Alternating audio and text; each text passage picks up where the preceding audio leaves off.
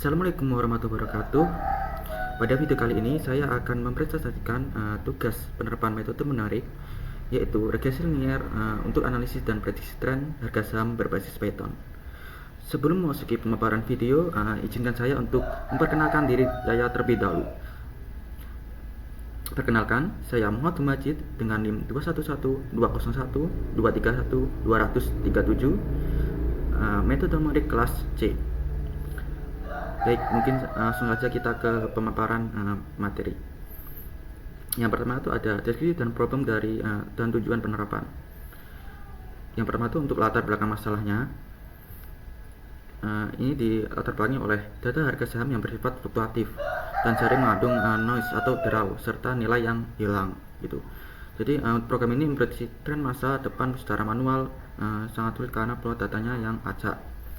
Dalam metode menarik, penggunaan interpolasi tidak disarankan karena akan menghasilkan kurva oscilasi yang rumit. Oleh karena itu, diperlukan pendekatan aproksimasi ataupun regresi untuk menarik garis tren global yang mewakili kecenderungan data secara keseluruhan.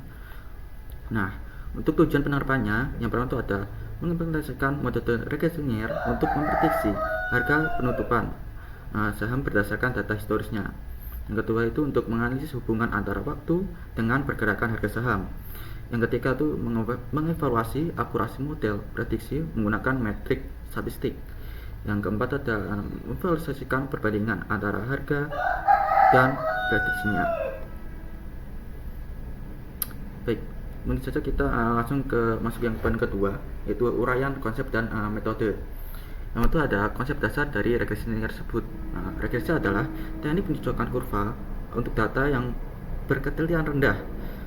Nah, untuk persamaan dasar dari regresi linier ternyata adalah Y sama dengan A plus BX, di mana Y merupakan variable dependent ataupun harga saham ataupun close price, dan X variable dependentnya, jadi waktu ataupun data integernya. Sedangkan A adalah intercept ataupun titik potong sumbu Y-nya, dan B yaitu adalah gradient atau kemirikan garis. Nah, selanjutnya ada metode kuadrat terkecil ataupun least squares method. Ini digunakan untuk mendapatkan nilai persentase A dan B yang paling optimal. Digunakan metode kuadrat terkecil.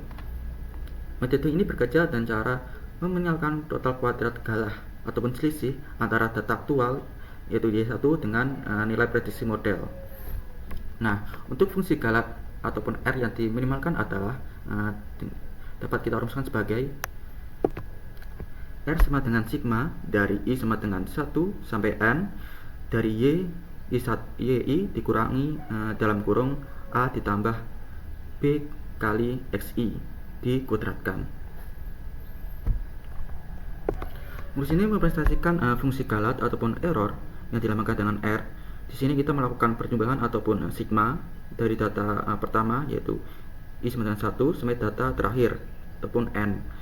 Yang kita jumlahkan adalah sisi antara Y, yaitu data harga saham aktual ataupun yang sebenarnya terjadi, dan A plus B X I, yaitu harga saham prediksi berdasarkan garis regresi linier kita. Selisih tersebut kemudian kita kuadratkan agar nilainya selalu positif. Tujuan metode ini adalah mencari nilai A dan nilai B yang membuat nilai R ini semakin kecil mungkin gitu. Nah, dalam implementasi program kita tidak perlu menurunkan rumus ini secara manual, karena dalam library scikit-learn pada Python itu menggunakan aljabar linear penyelesaian sumber normal untuk menghitung nilai A dan B yang menghasilkan R minimum secara komputasional. Baik, selanjutnya poin ketiga itu ada implementasi kode program dan penjelasannya. Nah, berikut ini adalah beberapa penjelasan rinci untuk setiap blok kode yang digunakan. Yang pertama itu ada import library dan preset datanya. Di sini kita memanggil library yang dibutuhkan untuk operasi seperti NumPy, terus ada pengolahan data tabel seperti pandas dan visualisasi yaitu matplotlib. Di sini juga kita memanggil data harga sahamnya yang akan kita analisis. Nah, selanjutnya itu kita ada kode untuk penanganan masalah numeriknya. Kita dapat melihat dari yang ada di layar. Dari sini mencari semua nilai kosong none pada variable princess dan menggandengnya dengan nilai median dari data yang ada. Nah, ini penting karena agar perhitungannya numeriknya tetap stabil gitu. Nah, kode selanjutnya itu ada visualisasi data mentahnya. Sebelum proses data itu diproses untuk melihat seberapa besar fluktuasi ataupun noise yang ada. Nah, selanjutnya itu ada kode untuk reshaping masticnya. Jadi algoritma linear regression dari keseluruhan tadi bekerja berdasarkan operasi matrik. Oleh karena itu, data list biasanya harus diubah menjadi array dimensi ataupun n1 gitu. Nah, selanjutnya ada pelatihan modelnya. Jadi iterasi mencari model yang terbaik gitu. Ini merupakan inti dari penerapan metode pada program ini. Kode ini melakukan looping sebanyak 100 kali untuk melatih model tingkat pembagian data latih ataupun uji yang diajak secara berbeda-beda. Nah, untuk yang terakhir ada evaluasi dan data prediksi akhirnya. Dengan cara ini membuat kembali model terbaik yang disimpan, menghitung rata-rata akurasi pada sampel dan memplot hasilnya. Ini terdapat kode regretix dalam kurung stest. Ini menggunakan persamaan y sama dengan apx yang sudah ditemukan untuk menghitung harga prediksi berdasarkan tanggal ujinya. Baik, mungkin kita saja ke demonstrasi hasil programnya.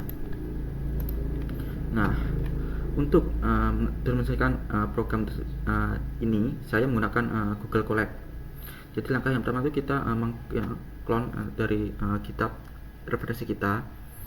Selanjutnya kita menginstal library yang dibutuhkan untuk menjalankan sistem ini. Terus kita mengimport file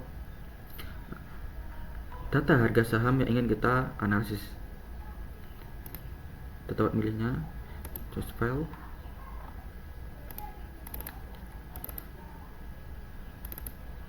Di sini kita misalkan untuk analisis data dari saham Apple gitu. Nah, kita jalankan program utama kita tadi.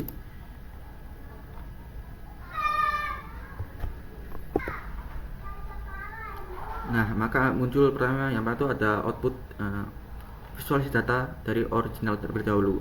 Jadi grafik ini menampilkan data harga asli gitu.